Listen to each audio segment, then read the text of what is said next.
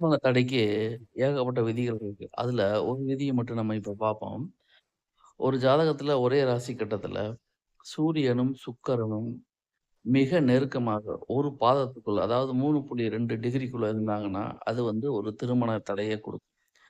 இன்னொரு ரூல் என்னன்னு கேட்டா, சூரியனும், சுக்கிரனும் 43 டிகிரிக்கு மேல விலகி இருந்தாலும், இதுவும் திருமண தடை குறிக்கும். அப்ப திருமண தடைய குடுக்கறதுல எத்தனையோ விதிகள்ல முதல் தரமான விதி அப்படிங்கிறது, சூரியனும், சுக்கிரனும் ரொம்ப குளோஸா ஒரு பாதத்துக்குள்ள இருக்கக்கூடாது. அதே சமயத்துல சூரியனும், சுக்கிரனும் 43 டிகிரிக்கு மேல விலகி இருக்கக்கூடாது. இப்படி விலகி இருந்தாலும், ரொம்ப 3 டிகிரிக்குள்ள நெருங்கி இருந்தாலும், இந்த அமைப்பு ஜாதகருக்கு ஆணோ, பெண்ணோ திருமண தடையை கண்டிப்பாக கொடுத்தே தீரும் அப்படிங்கிறத நீங்க புரிஞ்சுக்கங்க.